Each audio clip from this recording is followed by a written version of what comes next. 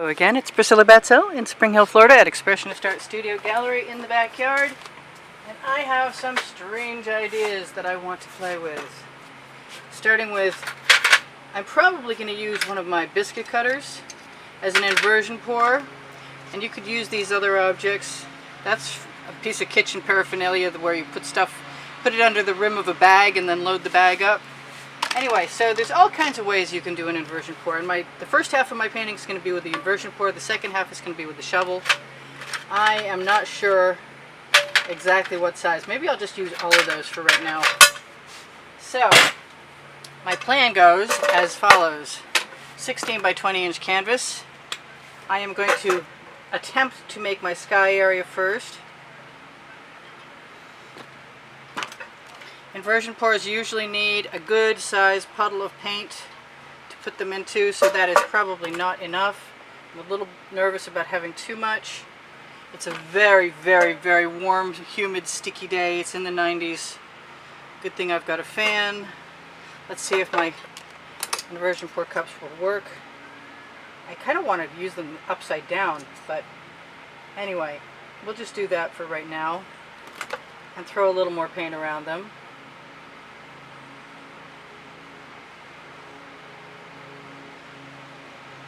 Because I really only want to fill the top half of this canvas. And I also really don't know what's going to happen. So I'm going to go through, make sure that was shaken. I know that was shaken. Go through and add the colors I want in my sky. It's a night sky, so if you don't understand why they're dark, that's the reason they're dark. I've got some, I'm not sure, that purple was mixed up definitely with the iridescent pearl fine added to it, whatever it was. This is a Deco-Art Americana Berry Metallic. I'm trying to think what else I want in there. I think I'm going to let some iridescent pink go in there. I'm not sure what else I might want in my sky. I have this, yeah, I'll use it. This is a Modern Masters. I can't remember the color, but it's orangey. It sort of looks like copper. I know that's really helpful. I'm thinking, do I want more blue? No. I want more Prussian blue. I'm not even sure I added any. Yeah, the Prussian blue is what's going to do it. So, like I said, just the top half of this. I'm going to move my bottles out of the way right now before I get any further along. Hopefully I won't need any of those right off. I want to put some other colors in the sky. Alright, so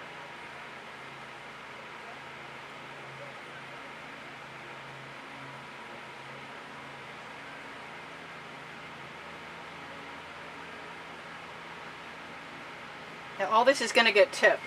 I'm going to put that right on my low leafy silicone mat. If I wanted to stop and add more of a puddle around my cookie cutters, whatever you want to call them, I certainly could.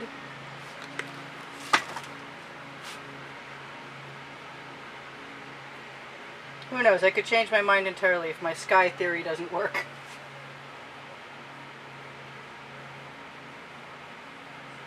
You could do this with floating rings, cut the top off a Dixie cup. A lot of people are doing that right now. I'm just using the edge of the biscuit cutter or whatever it is to pull that paint around.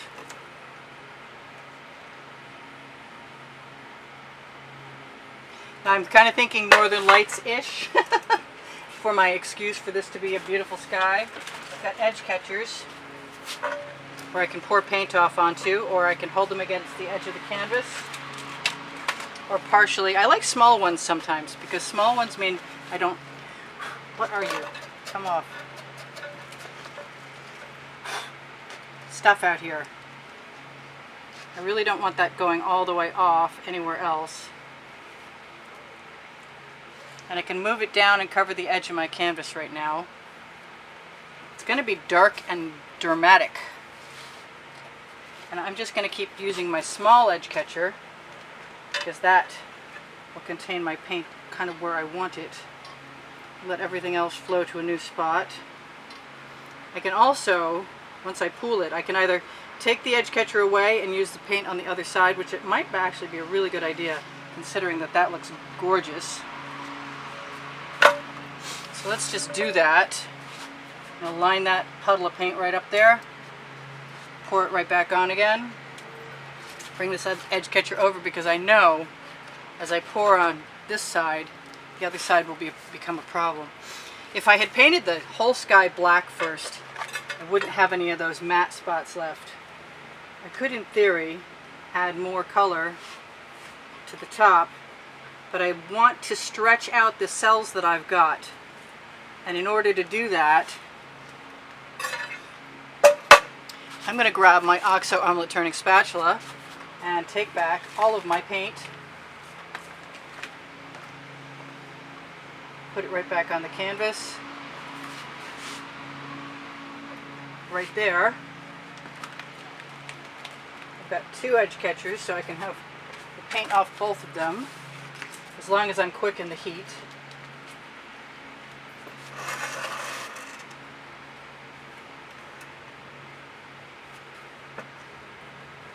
And anything that's on my tile that I can take off.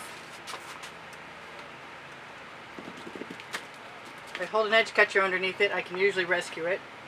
Right at the moment, it's dark, so it doesn't really matter what it is, kind of. It's my theory, and I'm going with it.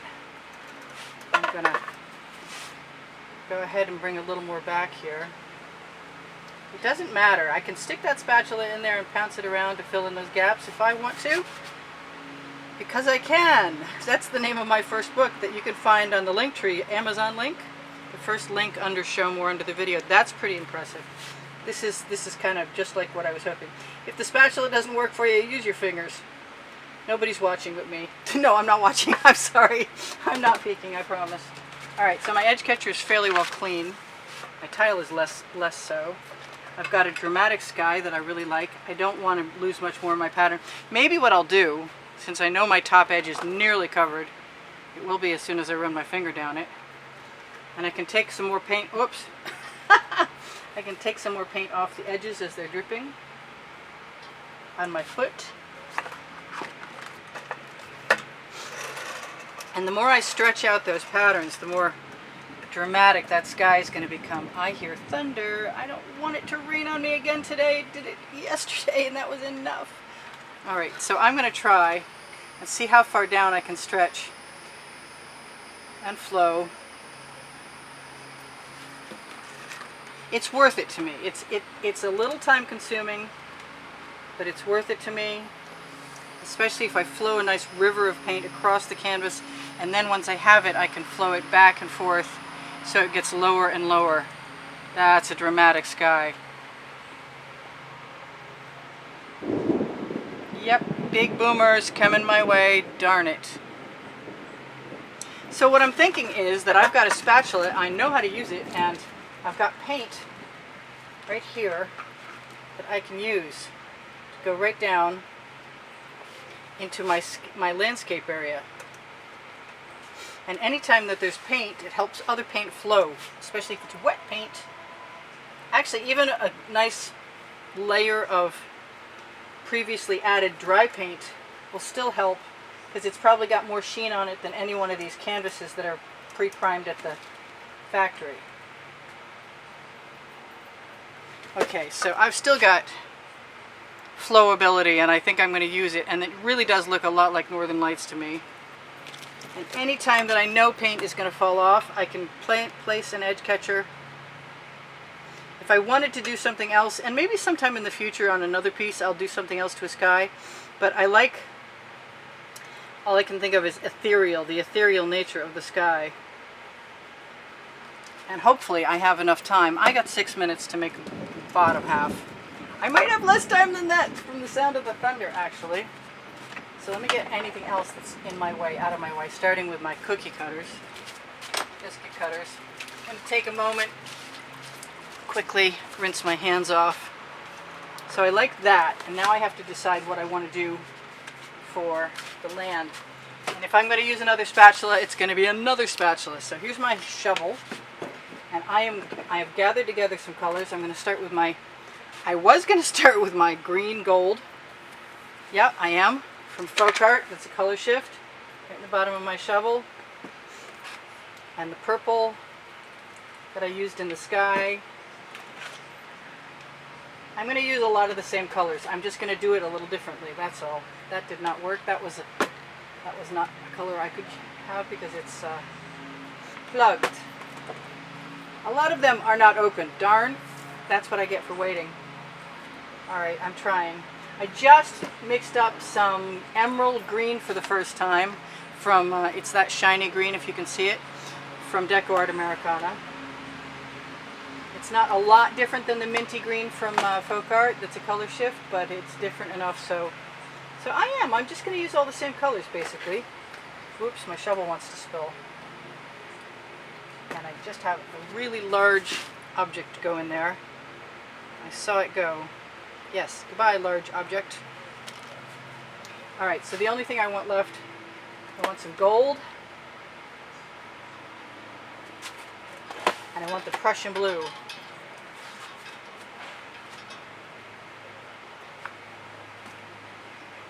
I don't know what that's going to do. I meant to spread some paint on the bottom, but I think I'm just going to go for it.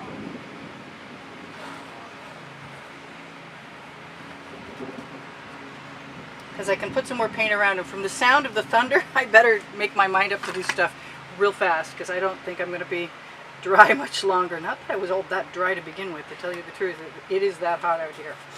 So I am going to take whatever colors I can find. Everything that's handy right now, because I don't feel like there's a lot of choice. I think it's time to move. That's a turquoise. I can't even remember what it's called now. It was so long ago that I mixed it up. Ooh, wow. We'll see how that works. That was mostly Floetrol. I could have sworn I shook that. So let's have a little more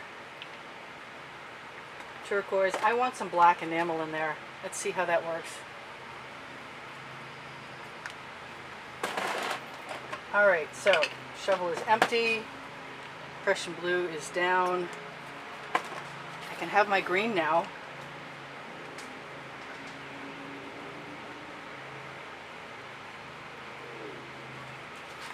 So you can see I was really careful about how I applied all my colors. Not really. Because I like to depend on, I sort of depend on nature to provide her own special brand of accidental art for me, and I don't have a lot of time, but I've got enough to decide. Short edge catcher first for this edge. If I happen to pour some paint off there, so be it. There we go. Let's just bring all that over here. Flow it right back again because we don't have a lot of time to be fussy.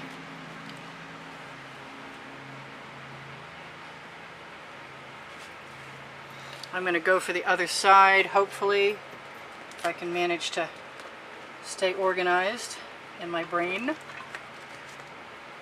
Here it goes.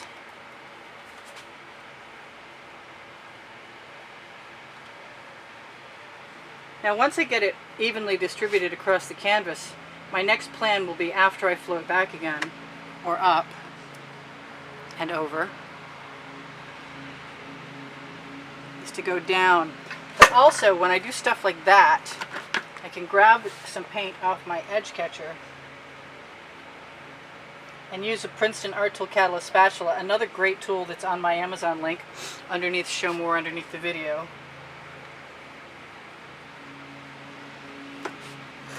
Underneath the link tree, I think I said that. Ooh, that's not bad. I don't mind that a bit. So what else have I got on here? Anything that I can use? Oh, I've got a lump of something from somewhere else. So I can look and see now. I want some more of this coppery color. I actually want real copper.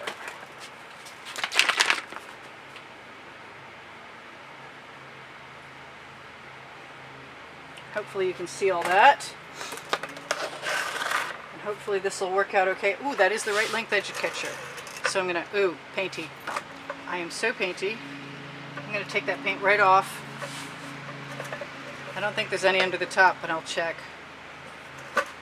It's under the side. Yep, we got some under the side. All that can go right on there. I'm gonna rinse my fingers. Even if I'd have been wearing gloves, I wouldn't have been able to do anything about that right now. All right, I don't know what other colors there might happen to be needed in there. I will probably have a fingerprint in the top that I have to fix. So once the paint all flows down onto the edge catcher, whichever end is heaviest, I usually tip the canvas and roll it down. I rock the edge catcher a little bit because the paint will adhere to the bottom and finish the bottom off. Once it gets over to the other side, I'm going to quick like a bunny tip it back.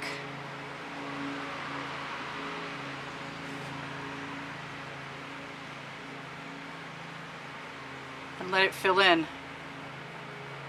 I can tip it down again. We got plenty of paint moving. And if there's patterns that I think look anomalous or not correct, I will fix them. I think I ought to say now, this is Priscilla Batzell in Spring Hill, Florida at Expressionist Art Studio Gallery in the backyard. I'm going to grab some of the paint off of my edge catcher because there seems to be quite a bit of it there. Move my things out of the way. So I've got some elbow room. Tell you guys I do sell my artwork, and you can get information about purchasing artwork from the video. There's a hashtag at the end of every title that has the number of the video or the photograph, probably the photograph, and my email address is right under the link tree. I do give classes at the house in Spring Hill, Florida.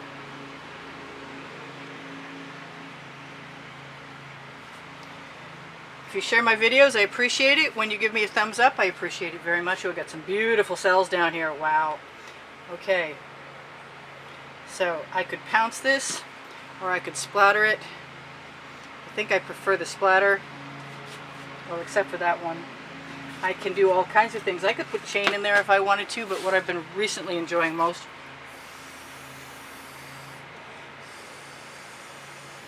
is allowing the paint to change up a little bit. I still want to tip that up, but I kind of like it too, and I ought to show it to you guys before it's too late. So it's all tipping up in a nice even amount, and so we're getting some mountains. Very cool. Nice big mountain right there. Very cool. I like that. My bamboo skewer is an awesome tool for making adjustments. I recommend learning how to use one if you're uncomfortable with it. It's really pretty easy. You never know until you try. So I'm going to torch to release the bubbles caught in the paint and try and remember to tell you guys whatever I'm supposed to tell you. I've got my interesting sky and my interesting landscape. And maybe torching might also release some patterns in the paint as well as the bubbles. If I don't warm the paint up, I'm liable to have bubbles form that either harden or pop, and when they pop they create little pockmarks. I'm not fond of pockmarks.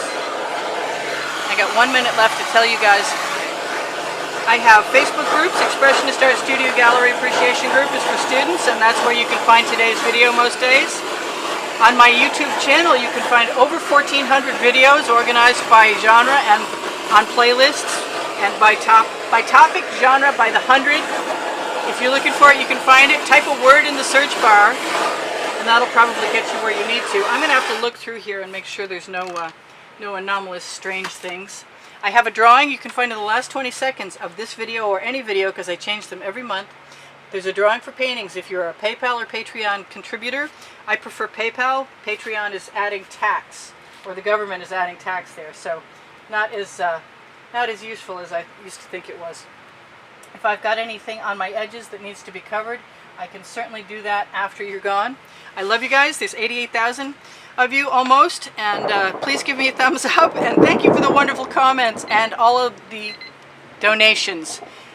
This is Priscilla Batzell in Spring Hill, Florida at Expressionist Art Studio Gallery saying, hey, check out the Teespring clothing under the video, and when you shop the Amazon link, it's at no added cost to you and it helps me out. I love you guys. I will see you anon. Bye for now. I hope I get out of the rain soon. That was fun and very dramatic. See ya. Bye for now. Priscilla out.